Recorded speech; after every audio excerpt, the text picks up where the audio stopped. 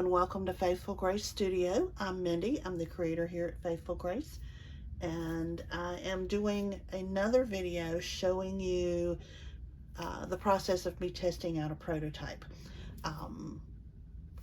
There's a video showing this little market bag and this little interactive market bag, testing it out. That one will end up in the shop at some point. Not sure exactly when. That's the disclaimer. I don't know when these are going to end up in the shop. And then I did a video showing you how I put together and tested out these little flower pots with these little interactive flower inserts. And now we're going to play around with an interactive flower concept.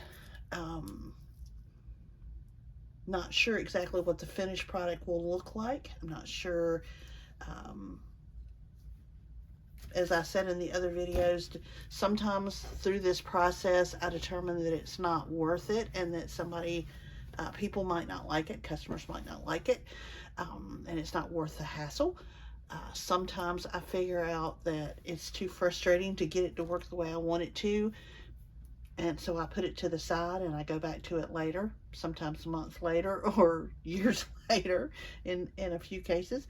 And sometimes I just scrap it because I realize after I've tried it that it didn't work the way I wanted it to, or that it doesn't need to be a kit, that it's something you could do without a kit, which you could certainly do any of these without a kit. It's just so much easier when they come in a kit. So this concept is 5 sets of petals, 2 large, 2 medium, and 1 small. I did them in different colors, and I'll test out all of them in one color, or not different colors, but different tints, because I wanted to be able to see the order I was putting them in fairly well. So I'm going to put them in alternating colors, the big ones on the bottom, the littlest one on the top. But I think I'm going to start by, and this project would take no glue. Could take glue depending on what you want to do with it after we finish it, but all you really need is one of these little brads. I happen to have a few of these little pearl brads left from, I don't even know where these came from. Looks like I got them at a thrift store somewhere. But since I have so many of these green ones, I'm going to use the green one as the center of the flower. You could do a French knot. You could just tie a string and tie a knot on both sides. You could use a button. I'm not sure if a button would give you the interactivity that I'm hoping to get from this, but you could use a button if you wanted to. All right, so I'm going to start by just stacking these on my little sticky thing. I guess it's an awl. This came from the dollar store. These are extremely cheap. They come 2 for a pack, $1.50. $1.25 in some places that haven't changed their price yet. And they last a good long while. It's not as sturdy as a traditional awl, but it works great for this kind of thing, and they're so cheap that by the time, if I break one or bend one, I just toss it and don't worry about it. But I'm going to just start by poking a hole in what appears to be the center, but I'm not going to worry about it if it's not perfectly in the center. And then I'm just going to stack the rest of them on this awl, kind of in the center. It's close to the center. I thought about putting marks there, but I'll be honest with you, it's kind of hard to tell where the center is. I'm just going to do it. I'll think about that. Maybe I do need to put marks on it.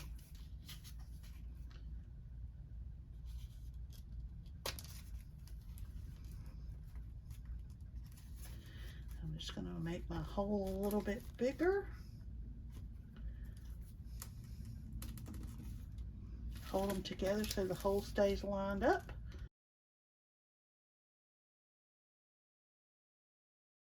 And go ahead and fold it down, close it down.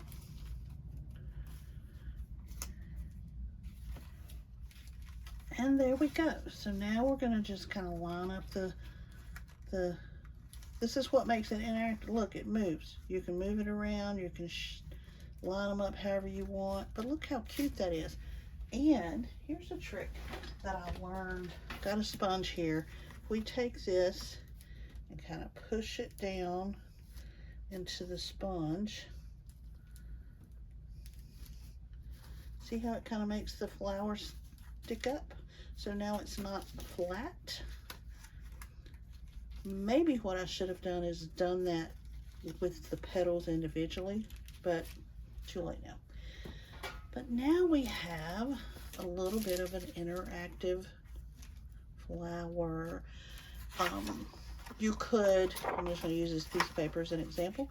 You could glue the back to a piece of paper and then the petals would still turn. All but the back one. The back one wouldn't turn if you glued it. You could put the brad through the page, if you're putting it on a journal page or something like that. Put it through the page and then the whole thing would move on the page like that. But then I would want to go behind that page and camouflage that brad somehow. I don't want that part showing on the back of one of my pages, but that would be easy to do. So I may do something a little different with the template. I may add something on the inside, the center, and I'm definitely going to put dots because I can see that I didn't get anywhere close to the center. Not that it doesn't look cute, but I'm definitely going to put a dot in the center of the flower. So there it is. Maybe this kit comes with 2 or 3. Maybe it comes with different sizes. Maybe some of the petals are shaped like this. Maybe some of the petals are shaped some other way. These are very uneven around the edges. See how some of them are kind of, and they were done that way on purpose. But I also wonder if